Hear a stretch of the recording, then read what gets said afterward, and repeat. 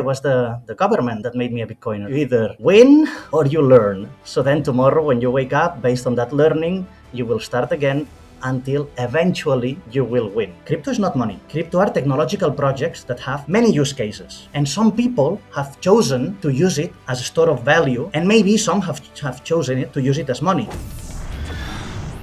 So hi, Jordi. Welcome to the podcast. Thank you, Barbara, for the invitation. Basically, you went from being a pilot to being a Bitcoiner. What was your orange pill moment?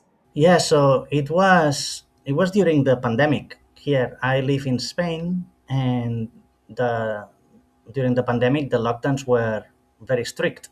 So out of a sudden, all of us were forced to stay at home, and it's like when you don't have the commuting time to go to the office or to go places, you feel like your days are longer, so you can do more things. So my thing was reading and watching YouTube videos. And on YouTube, I don't know why, for which reason, but I ended up in Bitcoin. And from there, I still had a lot of time, a lot of podcasts, a lot of documentaries. The government uh, insisted in keeping me home, and YouTube insisted me in displaying me this. So it's like a perfect combination of uh, the government trying to, when they try to do one thing, but they end up doing the other thing. So it's like, no, we are protecting you, but then they ended up building or giving birth to a monster, because I became an anarchist thanks to that, or because of that situation. And since then, so I can always say that, yeah, it was the government that made me a Bitcoiner. Wow. Okay. Yeah, especially like as a former airline pilot, you are like kind of taught to trust these highly regulated systems, and then you went straight to the opposite, to the other side, being an anarchist. So that's an interesting. It was Uh, tough because before finding Bitcoin, I found the startup and the entrepreneurial world, where you have to break all the rules that I was taught when I was a pilot. So when you're a pilot, you have like these manuals, like with all the information of all the things that can happen, taken care of, written, all the possible scenarios. But then when you go to the startup world, you do things that are outside of the box. So they are not written. So to me, like, being in the startup world was an eye-opening moment that paved the path for me to, once I discovered Bitcoin, to have my mindset a little bit more open. It wasn't open at all, but that step helped me. but like before you entered Bitcoin, you were already like an entrepreneur. So can you tell me about like what did you build before, and what was your experience? Yeah, so while I was working as an airline pilot and flying all over Europe and the rest of the world, I I discovered entrepreneurship. It was one of my um, free lectures, because when I was a pilot, I also, in my free time, I went back to university and I was studying computer science and arts. So one of the last uh, subjects of the degree was entrepreneurship. So that's when I discovered the that and it's an art, it's the art of building new type of products. So I enrolled again, as in my spare time, I enrolled in a startup.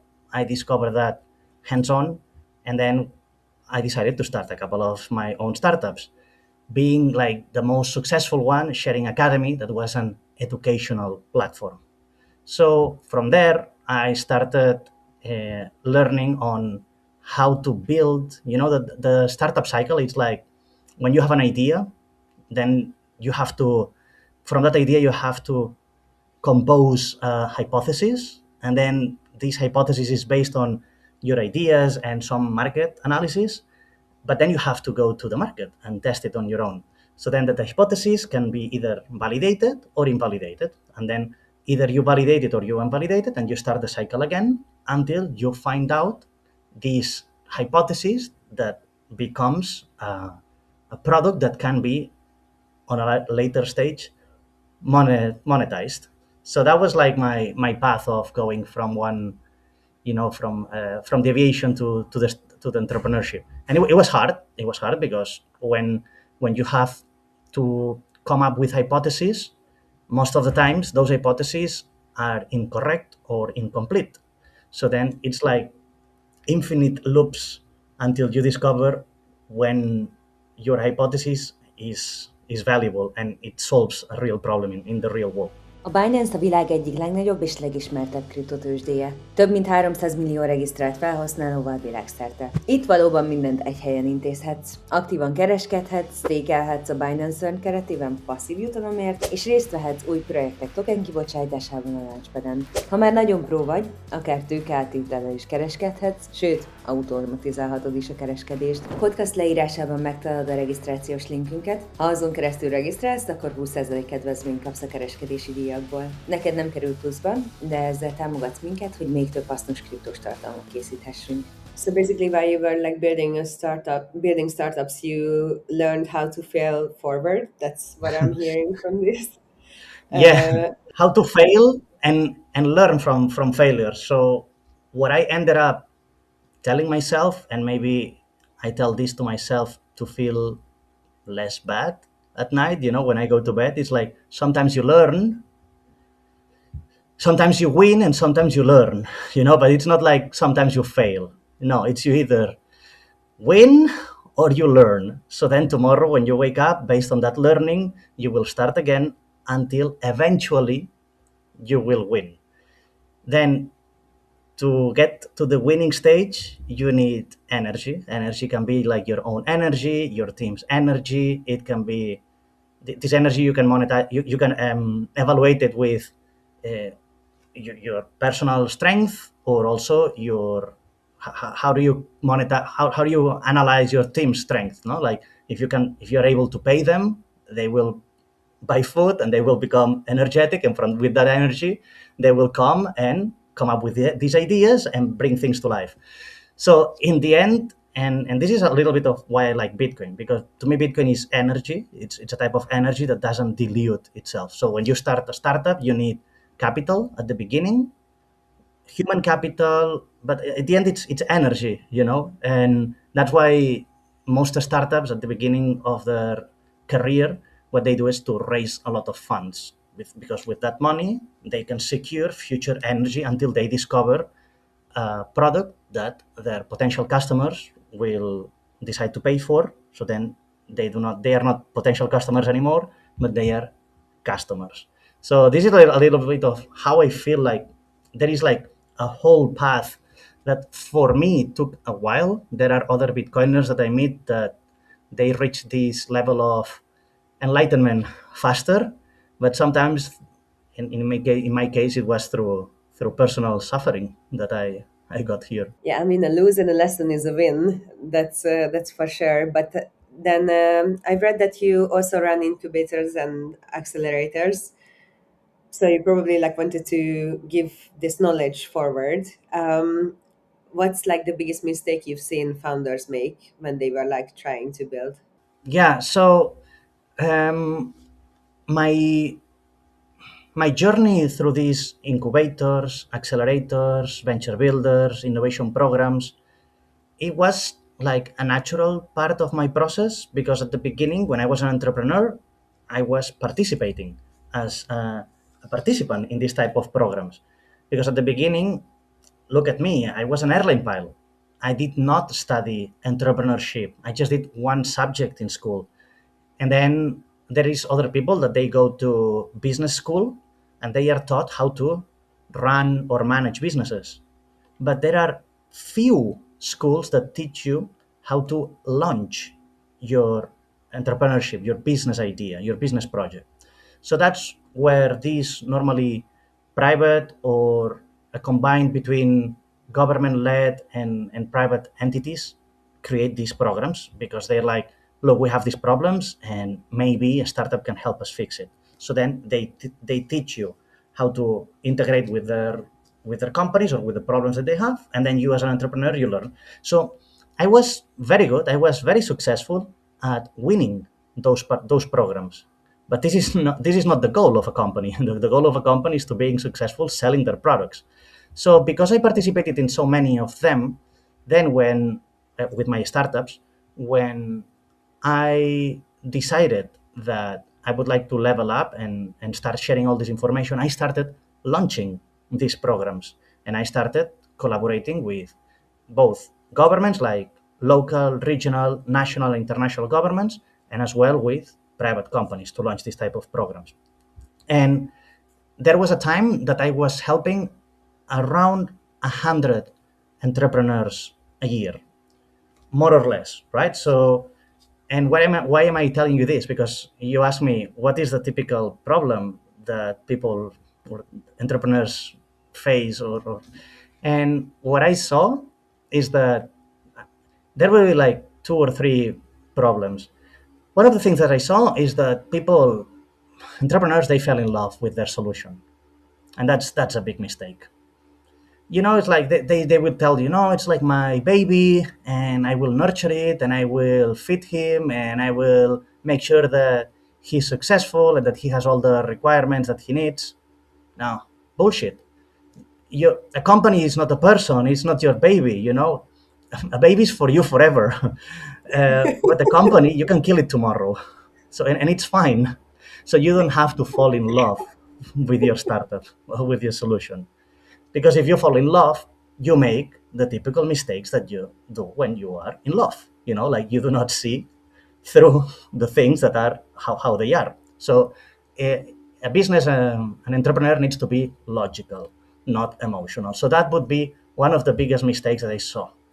And then for people that already managed or was able to kill the love for their babies, the other big mistake that I saw is that, remember what I told you before, that there are like these cycles, these hypothesis, validation, and analysis, and again and again and again.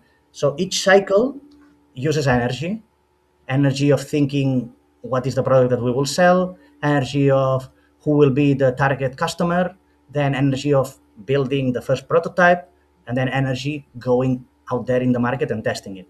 So the second mistake, or biggest mistake that I saw, is that people run out of energy before running enough cycles to discover the one that really was solving a problem that the market was having. So, and this happened to me with one of my startups. Now, this is so discouraging because you put all this effort, and maybe you have to kill that company, but because you couldn't reach the status of verifying or finding what is called the product market fit, the fit between your product and the market. There is people that imagine that a normal cycle, let's make up some numbers. You may need 100 iterations. Okay? First version didn't work. Okay, second version, third, 100. Imagine you are at, I don't know, at stage or at the cycle 97, and you run out of money. You were so close, but you'll never know. Okay, you never know how close you are. And there are some startups that they have like brilliant founders, and then there are others that are extremely lucky. But you cannot plan this in advance. I mean, the more knowledge you have about your product, your service, the market, the customers, etc., the easier it is to hit the jackpot and to be lucky, as I like to call it. Like the luck, you have to harvest this luck by first doing all this job. But there are some products that hit the product market fit at stage 1 or 2, and there are others that need 100 steps.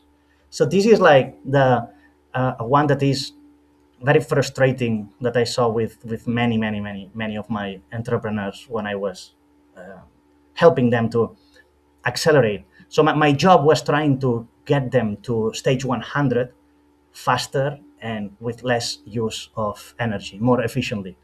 And that was like devastating, because imagine you are about to you secure some funding, and that funding, people like to measure it in months.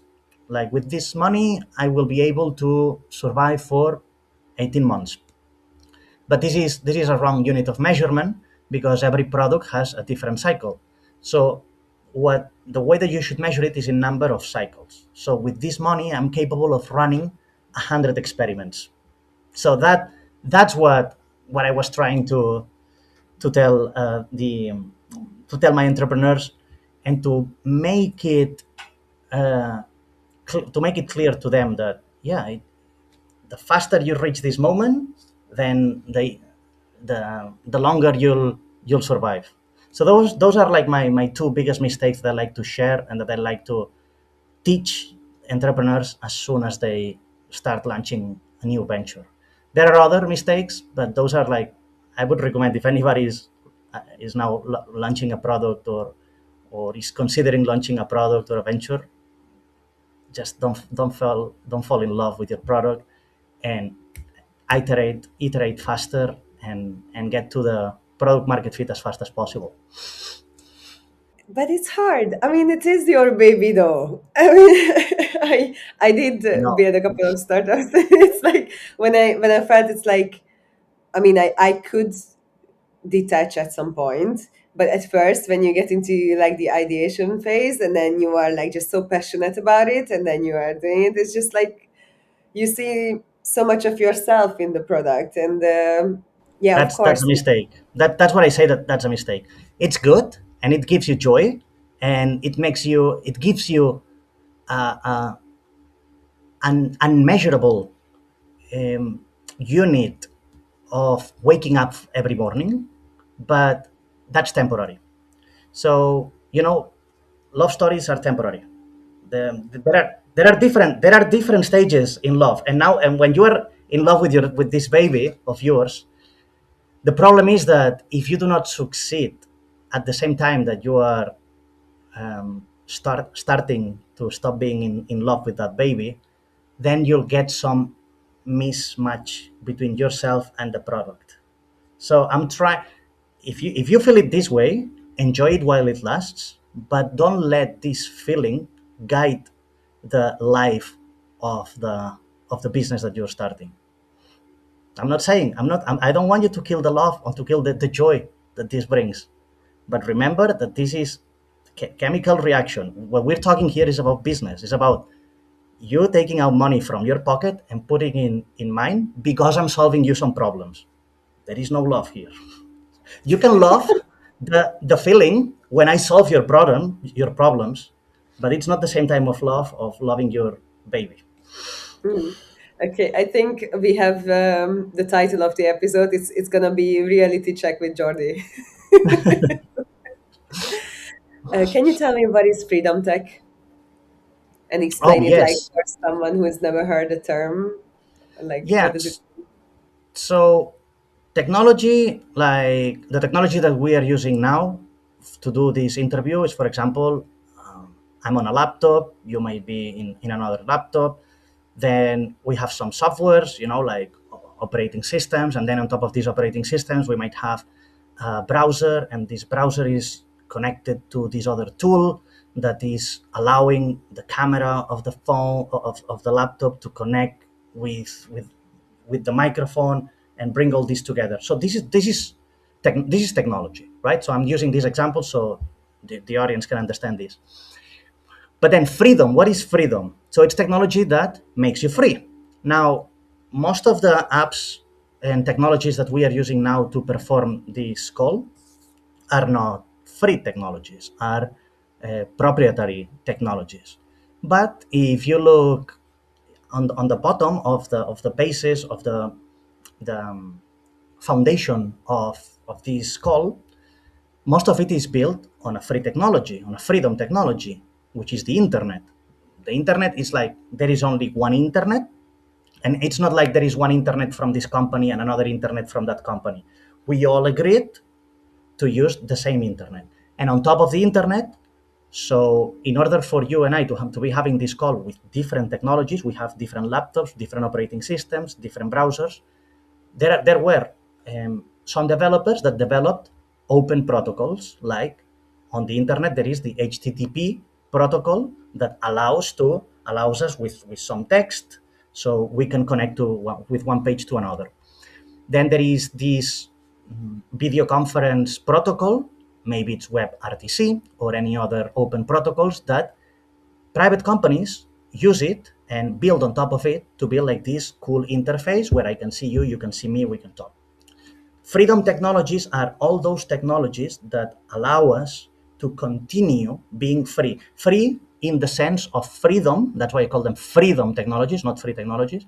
So it's like Linux, for example, it's a very knowledge or well-known operating system. It's free because everybody can do a copy of it, and you can create your own distribution of this operating system. But then there are other companies that are using it and that are charging you to install it and to do some maintenance, because the technology is free, as in is open source, anybody can see it. But then everybody or anybody is also free to decide to make a business on top of it. Now, why this introduction to talk about freedom technologies? Because the internet, I would say that since the early 2000s with the dot-com bubble, was captured by a couple of private technologies. And of course, as I said before, the foundation, it's all laid on top of free technologies. But then on top of it, there were a lot of private companies that they were so good that they captured the interest and the eye bulbs and the attention of the people on Earth. And that's why now we have how many social networks? You can name them with one hand. Yes, you can tell me, no, there are hundreds. Yes, there are hundreds with 0 to 1 users. But the big social media platforms, you can count them with one hand. The office, the office suite, like all these type of productivity tools, there is 1 or 2. You can count them with one hand. So I started working after I discovered Bitcoin in a company that is encouraging and promoting the use of this type of freedom technologies, because, as I said before, I started my anarchist trip, learning or unlearning the protocols that I learned for my in my aviation years into the startup world. And the startup world has an ethos, and the ethos is break things, and until you become the monopoly. And that's why we only have a couple of social media, a couple of ride-sharing apps, and a couple of productivity tools.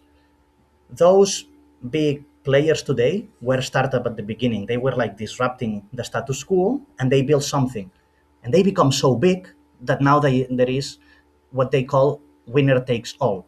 Like in one market, there is only space for one big player, 1 or 2. That's what I said, a handful. So the problem with that is that at the beginning is exciting because you're building something that is completely different and solving problems that the incumbents were not interested in solving. But once you become the monopoly, then you have no incentive at all to offer a better product or service. And this is because you are following the startup playbook. The startup playbook: go fast, break things, become the monopoly. And then once you're there, nobody will challenge you because nobody will have the energy, as I was saying before, to challenge you. Now, look at an example. Facebook became so big that everybody, half of the world's population is in Facebook. Yeah, and because of that, they were able to manipulate an election. Is it good? Well, it served a purpose, and it worked perfectly as it was supposed to work. Is this good? Is this bad? Topic of another discussion. So the good thing of freedom technologies is that it doesn't maintain the supremacy or the power of this monopoly forever. Imagine an alternative to Facebook. If Facebook wouldn't have had all my information, all my details, or my likes or dislikes attached to a person, it couldn't have been using this information to display me one type of narrative to then make me make a decision during this election. But it couldn't, because there was only one Facebook. And why was there only one Facebook? Because once they became the biggest player on the social media landscape, it was very difficult for others to join. There were some sparks of creativity, like Instagram, for example. So what happened? Facebook bought it. Okay, so now it's under their umbrella, and they are still the monopoly. So freedom technologies are technologies that allow the market to work in the strict supply demand logic of a market. Meaning, if I'm building a clone of Facebook, I could compete directly with them.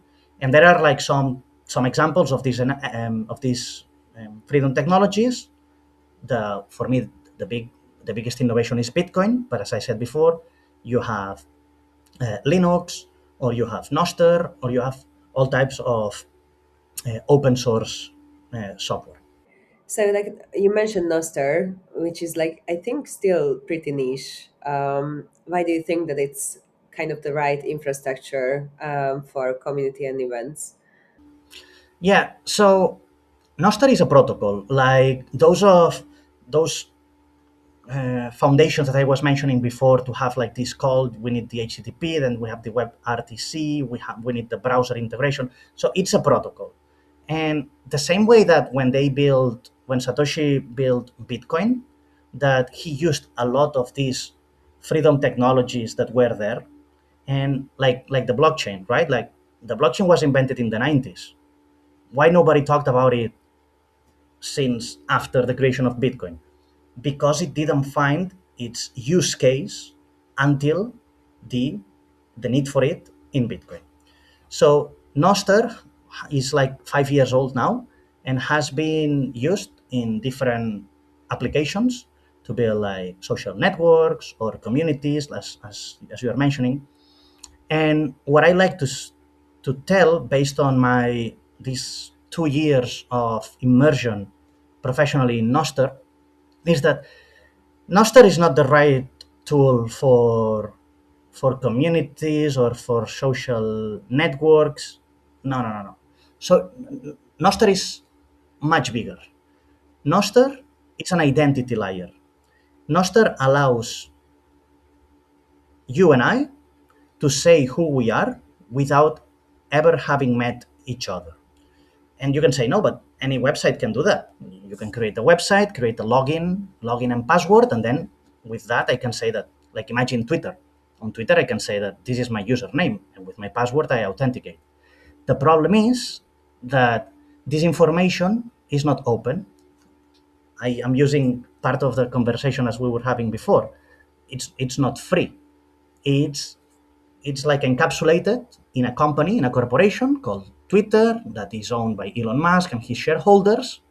And because it's not yours, they can do whatever they want with it. I like to say that when you log in into any website, any product, any app, login, I don't like the term login. What I like to say is that what you're doing is you are renting space in that ecosystem. And the rent contract can change. For example, it changed for me on Twitter. I got kicked out for the reason that they thought was legitimate, and I have by no means any reason to fight for it, because it was never my identity. I was renting a space on their private garden that was called Twitter, that allowed me to do a series of actions in this app. It was never my right to do things on my behalf. They were letting me, if you read the terms and conditions, they were lending me an account that I could use to do things for them. The moment they saw that I was not adding the type of value they were looking for, they kicked me out. And it's legitimate. It's their house, and they can do whatever they want inside of their house. Now, on Nostr, you can build a clone of Twitter. You can build a clone of meetup or run your own community. But it's not because Nostr allows you this. You're using the technological tools at your disposal, and Nostr is one that, at least for the user, it gives the user more transparency. So if I would log into this clone of Twitter using Nostr, they would never be able to kick me out because I wouldn't be renting a space in their platform. I would be actually entering this private garden that I was mentioning before, and I I am the one that is entering. It's not them that are creating like a digital version of myself, and I'm staying outside in the lobby. And once I enter, it's not me. It's like I'm wrapped, in a bubble, and they let me in. So that's the difference between Nostr. And I think that many people, when they hear about Nostr, they immediately think about, oh, it's a decentralized social media. Not at all. It is one of the use cases, as I said before, that the blockchain most useful use case to date was Bitcoin.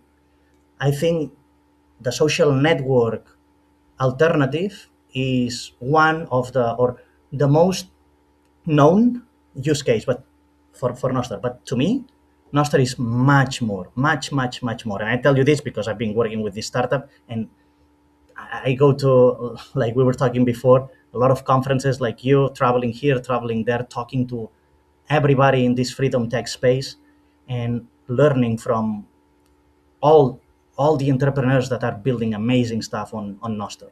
So, like, what was the issue, or like, why? So that's why you picked Nostr to build on top of. Now I can hear that, and what I was also hearing from what you just said, that like basically with Twitter, if you are using Twitter, you are not owning your data, but if you are using some product that is built on top of Nostr, you are owning your own data.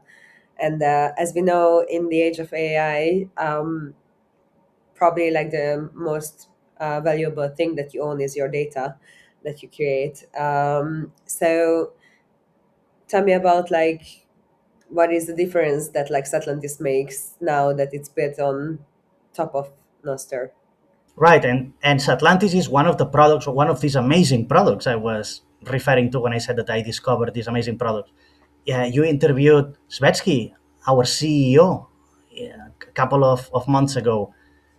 He was one of the pioneers using Nostr in a commercial application, because at the beginning, like, developers, builders, they like to tinker with these new technologies, but there needs to be some business mind that comes and studies the use of this technology and discovers this might have a commercial application. It's the same with the blockchain, right? Like, blockchain was sitting there, a lot of research for 10 years untouched, until somebody, Satoshi, found a commercial application. And on Satlantis, we discovered, and we tinkered. We tinkered a lot. We broke a lot of things. We discovered how Nostr is so early that it's useless to do some things. And that's how we discovered that the most valuable thing on Nostr is the fact that you can authenticate yourself, and you can say, it's me. It's me, it's Jordi, it's you, it's Barbara. We can demonstrate that. And when do you need to demonstrate that it's you? So when you're meeting other people, I need to know that I'm talking to you and not with another person. So Satlantis, after playing and tinkering and experimenting with, as I said before, like many hypothesis cycles, we discovered that the way we could leverage this identity layer the best was through in real life events. You mentioned AI. Yes, now everybody, when you're talking to someone on the internet, you don't know who you're talking to, if it's real or if it's not. You don't know. You cannot know. The I could AI be agents. Like, there is some people that is doing like these impersonations in calls, because they do like a deep fake, and they can replicate your voice. So even now, even if in a video call, you don't even know, you cannot know if I'm me or if you're you. So, but when you meet in person, okay, so far technology, we still do not have humanoid robots that can replicate yourself. Maybe one day we'll have it, but today we don't have that. So if I, for the first time, meet you in person, I need to make sure that you are the same person I've been talking to, imagine, for the last 6 months online. Imagine we met on LinkedIn, we started exchanging things. It could be your assistant. I could have been talking to your assistant, right? So, or I could be been talking to one of your impersonators. So what Nostr, the way that we connected Nostr with Satlantis is an events platform. So we help people to we bring them together. We help them be able to even touch physically each other, like in real life events. You can also do online events, but the beauty of or the value of today's internet, it's not online because the cost of organizing or running online products is it's trending towards zero because of AI. So we're trying to go back or help people to go back to meet in person, to find their tribe, to go, I don't know, play games, do meetups, do conferences, parties, whatever they want in real life. But you want to make sure that if this is an event, that the right people come to your event. So that's why we introduce Nostr. So when you're an event organizer, you can either do like an open event and everybody can come, or maybe you want to do like a limited event with only 20 people, and you want to make sure that these 20 people is real people, but you never met them before. Well, if they log in using their Nostr identity, they can bring the so-called the social graph, meaning a story that demonstrates that this person has this story, and maybe you can validate that he has the same friends than you have, that he has liked same content or not, but you can validate what he has done. There is like this trail, and someone can say, yes, but you could do that on Twitter, on Instagram, or whatever. There is like a trail. Well, there is a trail, but it's never owned by the person that supposedly generated this trail. Because in any social media platform or in any app that is not using Nostr, the owner of this app can change the trail. You, you will not remember what you posted 2 years ago on Twitter. You might have an idea. But if I'm a Twitter employee and I log in into your account and I change an emoji that was smiling for one that is crying, you won't even remember if you did that or not. On any private platform that is using their own identification system, they can change the path. It's like in 1984, it's the Ministry of Truth. The past can be changed. So we integrated Nostr in Satlantis, so the past cannot be changed. Nobody can change anything that happened on Nostr. We change. People change. Like last year, I thought that. Today, this year, I don't think that. Okay, but you cannot change what you thought during that time. There is a story. So this is the value. This is the way that we are adding Nostr to Satlantis. It's a way to make sure that you know who you're meeting. And maybe you don't want to meet in person. Maybe you want to meet online. But it's a way for you to filter what type of people you want to meet. So the value of Nostr is not like, oh yes, scalability, thousands, hundreds, millions of users. No, it's verification. And people don't think about that. You know, like the biggest value for me on Nostr is verification, being able to verify that what I said it. Tudtad, hogy a Bitcoin bázisnak van egy saját webshopja is? Na ott tényleg minden megtalálható, ami egy bitcoinernek vagy kriptorajongónak kellhet. Hardware tárcák, könyvek, kiegészítők, meg persze néhány menü ajándék is. Nálunk nem csak forinttal, hanem bitcoinnal és altcoinokkal is fizethetsz teljesen biztonságosan. Ráadásul, ha bitcoinnal fizetsz, automatikusan 10% kedvezményt kapsz. Szóval, ha legközelebb hardware tárcát keresel, vagy meglepnél magad valami kriptós cuccal, nézd be a bitcoinbázis.hu/shop oldalra, mert így nem csak magadnak, hanem a podcastnak is segítesz. And let's go back to what you said before we started this recording, because you were very passionately correcting me about like being arriving to Bitcoin, not to crypto. So what does it mean to actually Satlantis being a Bitcoin native events platform, and what does it mean to you? Why do these two words are not like interchangeable? Yeah, 100%. Like crypto, crypto is just a part. Like I would call it like an adjective to them to to the to a bigger word that is called normally cryptocurrency or something like that. But crypto comes from cryptography. It's just that the crypto bros took it over, and now when you say crypto, what comes to your mind is cryptocurrency, not cryptography. And it's fine. It's like the narrative went there because the market decided to go there. But cryptography was just one of the study, one of the technologies that was needed to build Bitcoin. So the crypto community, when they realized that they could copy Bitcoin and create Bitcoin 2, Bitcoin 3, Bitcoin 4, call it Ethereum, call it whatever you want to call it, they started discovering that they could build their own products. And since there, like thousands of tens of thousands of crypto projects arised. And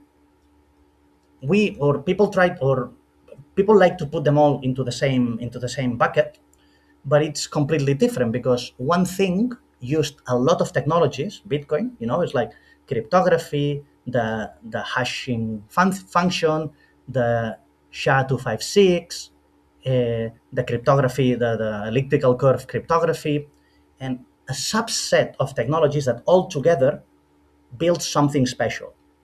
But then, like, imagine like all these five things make Bitcoin special, the things that I just mentioned.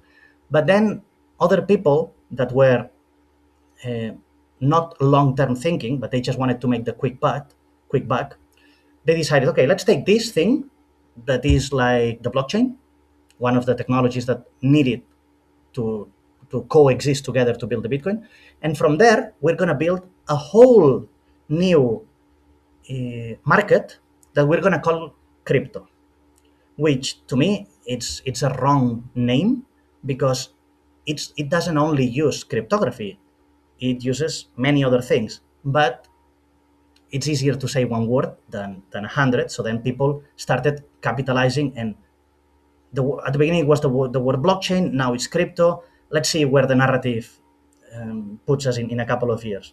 And from there they started a whole new market that had nothing to do with the creation of Bitcoin.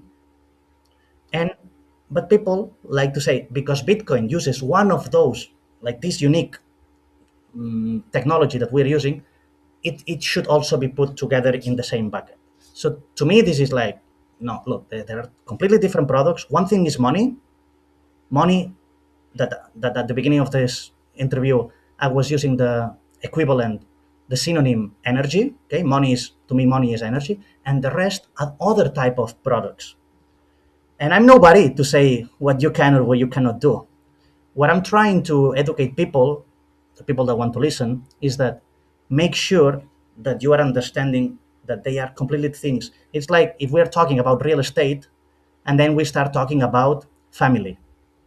Please don't compare them. Don't put them all together. It's not that they are different assets. They are not even assets. Like one thing is energy and the other thing is a technology that allows to do a lot of things.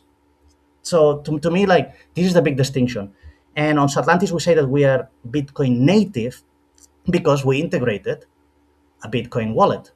Because Satlantis is like is making use of these freedom technologies. So every person that registers to any event on Satlantis, we automatically give them a Nostr identity, unless they want to log in with their own identity, or unless they want to log in. I tell this to all my event attendees. You don't have to use the same identity every time you go to an event. You can have 100 identities and use one identity for each type of event. So then you can create personas, digital personas, like this identity likes football. This other identity likes video games. So then you use it to create like this. So you can do this. So in Satlantis, every person that comes to an event, we give them an Nostr identity and we give them a Bitcoin wallet. Why? Because some events are paid events. And to pay for events, you need energy. And the type of energy that we're used to today is either fiat. So in Satlantis, you can pay using dollars or euros or whichever fiat currency in your country, or you can pay using Bitcoin. That's why we are a Bitcoin native company, because we want people to be able to store the energy based on the events that they are organizing. And we are building a lot of things based on, we are based on the internet, then we have all these protocols, then we have the identity protocol, which is Nostr, and then we have the money protocol, which is Bitcoin. And we are not like other companies that will try to say, no, we accept crypto. Because to us, crypto is it's not money. It's like let me give you this example, and then you tell me your opinion. An apartment. People is using apartments to store wealth, but their original use case is to give shelter, an apartment, a house, whatever. People is just using it to store wealth because fiat currencies are losing their purchasing power faster than what an apartment might lose. So everything can be used as a store of value, and you can use it as a monetization thing. But once you discover the unique, the pristine, this asset that the only means of existence is to store energy, you can leave the other products to behave for whatever they were built. So now that we have Bitcoin, we are allowing people that had to store his money before in apartments to say, okay, now I can sell this apartment. Doing the maintenance for an apartment is exhausting. It costs you money, and you have to fix it, and then you have cockroaches, and then you have a leak, and then I don't know. There is a there, there is a looter that they come and they break in. Once you discover that there is one unique tool for each to store the energy, you can release this problem that we were having, that there is people that it's using other type of assets to store their energy. And I'm using the equivalent in apartments, but you can do the same with crypto. Crypto is not money. Crypto are technological projects that have many use cases. And some people have chosen to use it as a store of value, and maybe some have chosen it to use it as money. But the problem of money is that of this money is not real money, because there is always a third party. So once you have Bitcoin that is real money, I would say just use the tool that was invented for that, and use the other tools that were invented for different things for the things that they were invented. That's my take on Bitcoin native, Bitcoin and crypto. Mm-hmm. So the thing is that I thought, since you were like helping so many startups and like small companies to fare forward and learn, that you might have some projects in the crypto world that you would like, which is not really connected to money. Is there any projects that you are like, no? No, that's No, very interesting. That's yeah, I'm not at surprised. all. Not at, what like if people would be transparent. The problem in crypto is that everybody's a scammer, and everybody is like 99%. Okay, like I'm giving Okay. you the 1% benefit of the doubt. Mm. And if they are not a scammer today, because you might be in crypto projects that you think that they are legit, etc., and they are legit today, but they're not scammers today. But the fact that the money is dependent on third party, and I'm gonna talk about the biggest crypto project that I everybody would think I'm crazy, but I'm talking about Tether. Tether is the biggest crypto project in the world, and people is using it as money, right? But it's not money, because what it is like you're just buying United States debt that is not bought directly through to the issuer, but through an intermediary. So there is third-party risk. So to me, what I mean that that those projects are scams is that they might not be scams today, but because there is a third party Tomorrow there can be a new law, there can be a new hack, there can be a new regulation, and this happened, for example, in Europe where we live, that says no, now if you want to use this, now you have to fulfill this subset of new rules. And of course, those rules are so complicated to fulfill that only the friends of the people that wrote that law, that regulation can bypass them. So what I'm saying is that even the most reputed crypto project in the world is not money, is a product that we can use as money, but it's not money because it depends, in this case, on two third parties: Tether itself, the company, and then the United States government. So to me, it's to know how many middlemen you have. The more middlemen you have, the more risk you have. So if you want to use it as money, I would like to have zero middlemen. So if I have zero middlemen, I know that nobody in the middle can scam me. And as I was saying before, maybe the project that you are working on today, it's not a scam, but you don't know if tomorrow there will be a new law that will ask you, okay, until you fulfill this, we have to hold your funds. And it's not your funds because it was never money. You exchange. You didn't even exchange real money unless you changed Bitcoin for buying those tokens. But if you change your fiat, that was not even money, that was credit. So when you change to have like one middleman to have two or three or four. So what I'm saying is that if you wouldn't have a middleman, you wouldn't have to worry for a new law, a new person, a new hack to scam you.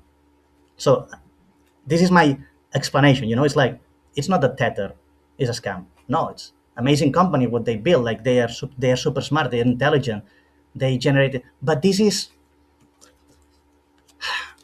not sustainable, because when what you're doing is like you are generating a new demand for an asset that before was very difficult to sell.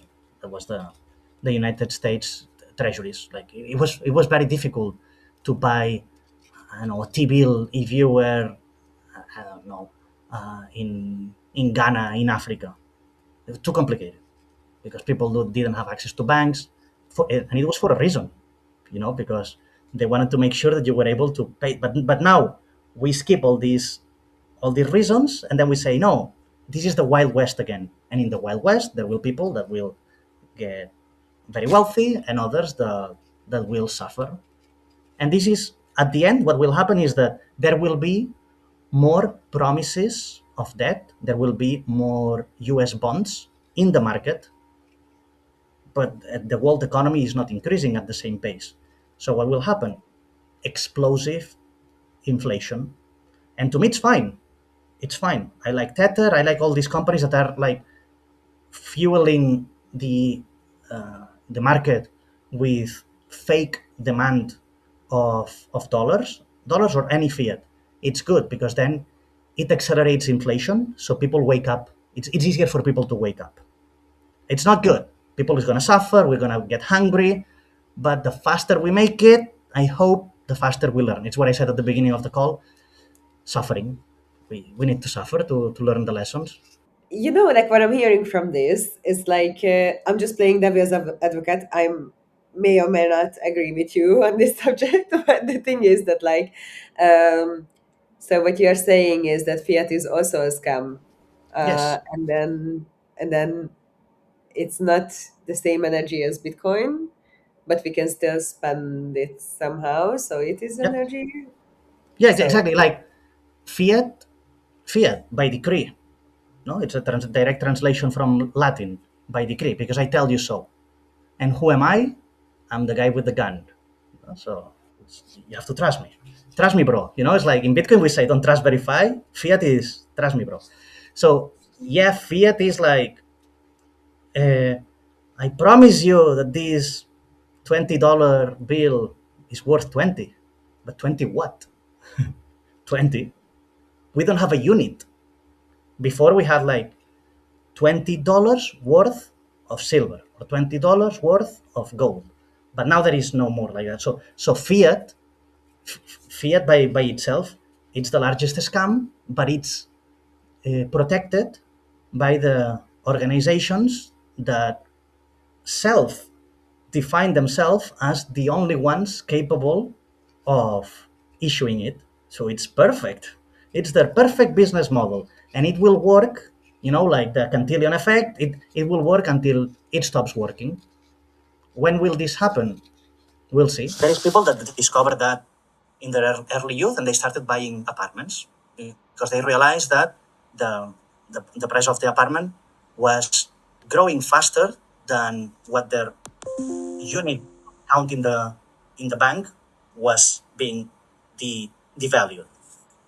There are many things. There are many products. I use just the gold, apartments, like real estate, collectibles, art, bonds, corporate bonds, crypto, projects, startups. There are many places where you can put your money once you discover that what you've been told that was money was not money. It was just paper, like paper receipts. So, like, basically, what I'm hearing from this, that you believe that freedom tech can help communities achieve like financial independence. 100%.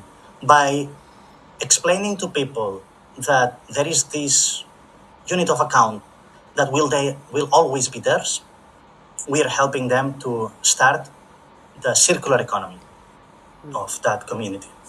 And with that money, they can choose to use it to buy other products, to gift it, to invest it, or to put it just into their savings accounts.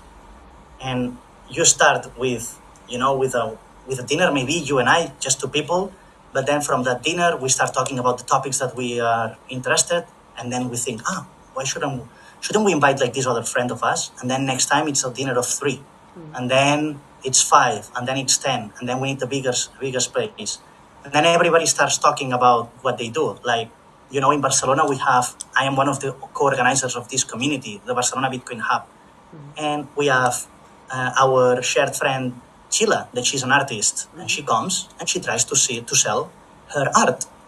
Like, it comes serendipitously, and then from there is another person that sells his meat because he has a butchery.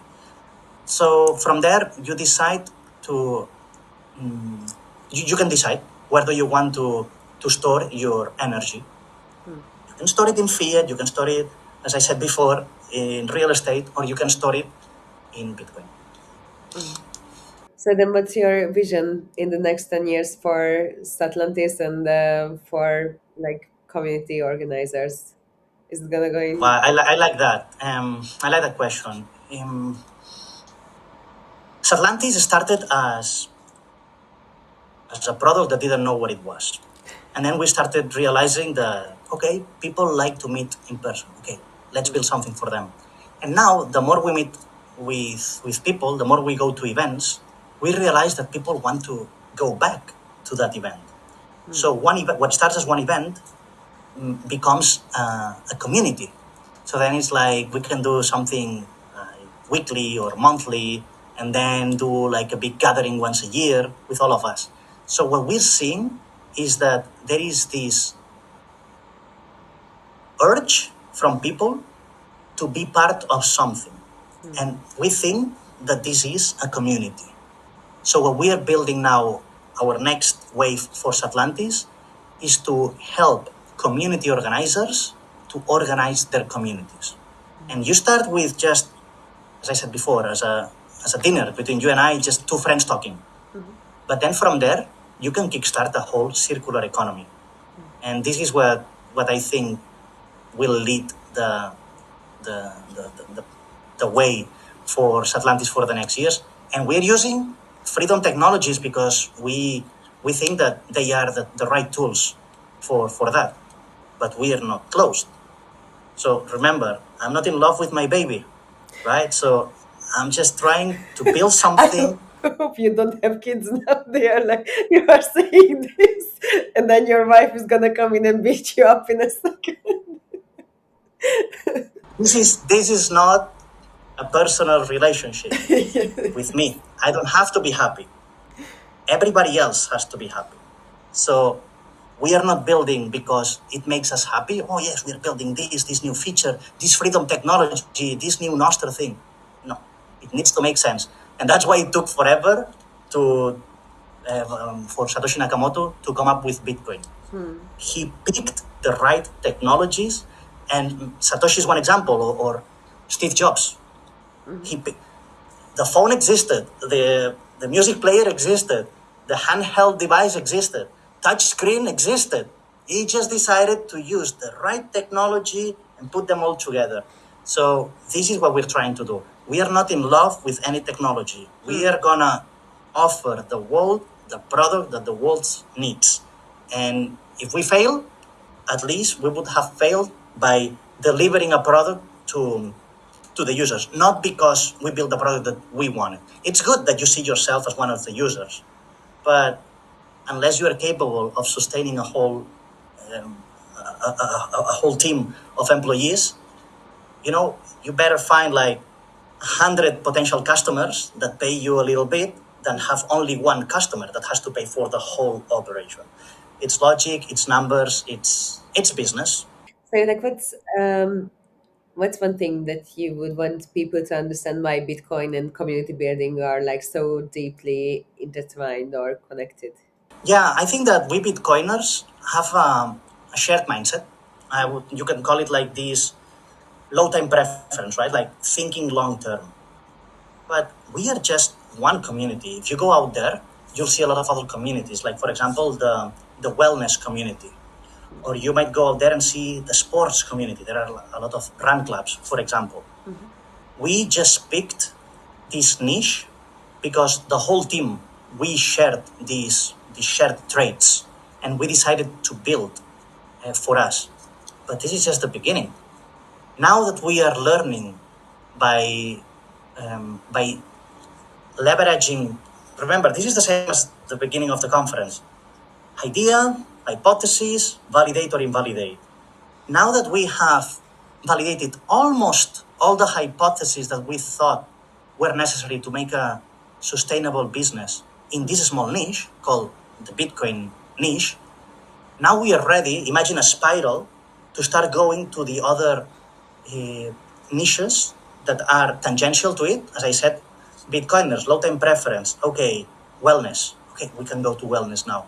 And then sports people, and then sovereign citizens, and then passports, and all these. And this is a spiral that will eventually lead to the masses, to build a product for the masses.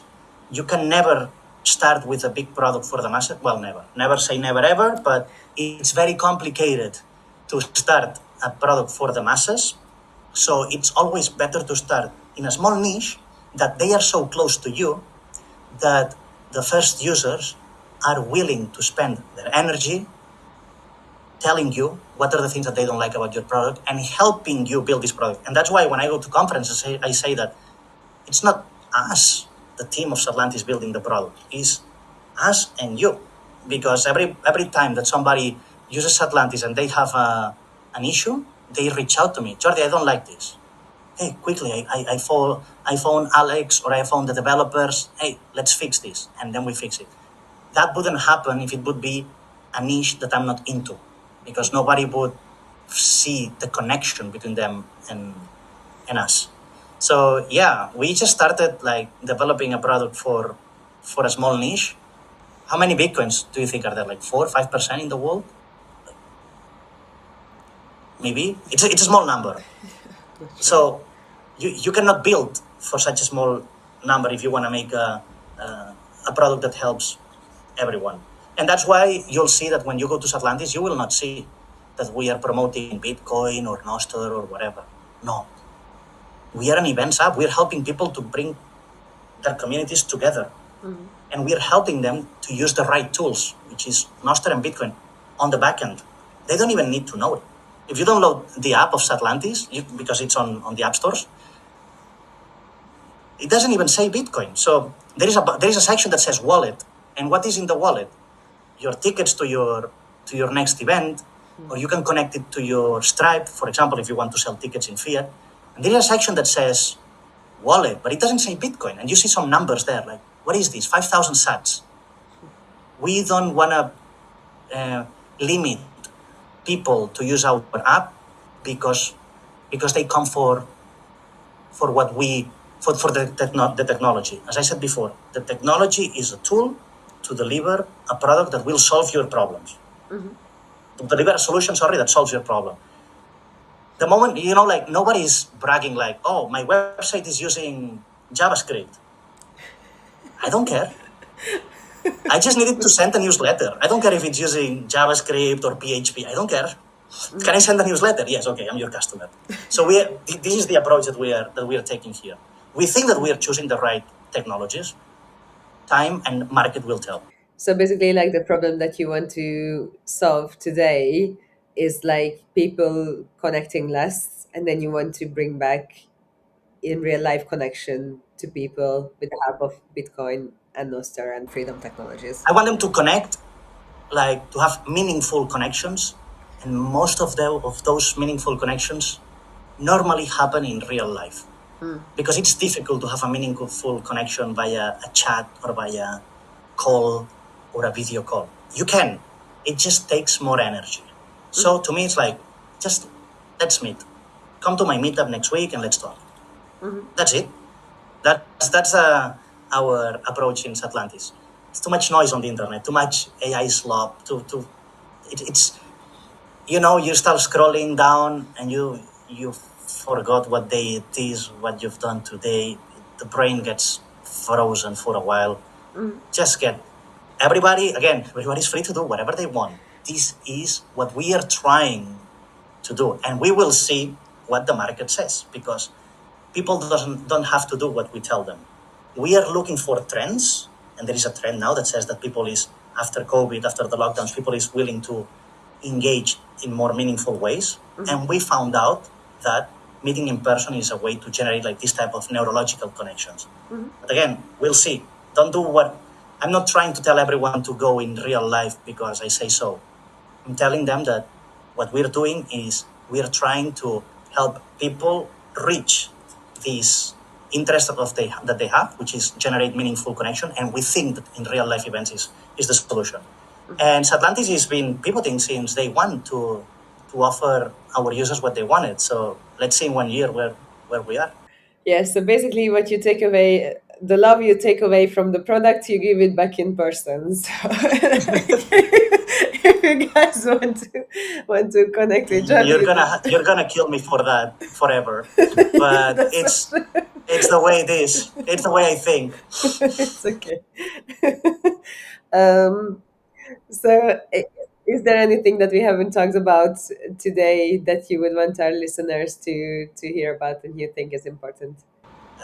Yes. Come to Satlantis, go test it, and tell me if you agree or if you disagree, and if you have any ideas on how it could be improved to fulfill your needs, and see if this is your need, if having meaningful connections is your need, and if it is, and we can help you achieve it by creating your own communities or by growing or strengthening your communities, I'm happy to help. Thank you so much, Jordi. It was a very interesting conversation that we had here. I really appreciate your insights on the startup part and on the Bitcoin part as well, and your insights on the community and Satlantis too. So hopefully we will see how the app and the community develops in the next year or so, and then we will have you back or Alexander to see the updates and how you guys are doing. But yeah, thank you. Thank you, Barbara, for the opportunity. Happy to bring some non-normal thoughts to your podcast. We are always welcoming the unique thoughts. So if they want to follow you, where can they do that? Is there any Nostr profile that we should include? Yes, they can search for Jordi. I don't know where my name is here. Jordi's Atlantis. I'm there in LinkedIn, Nostr, and that's it, because I was kicked out of Twitter. So yeah.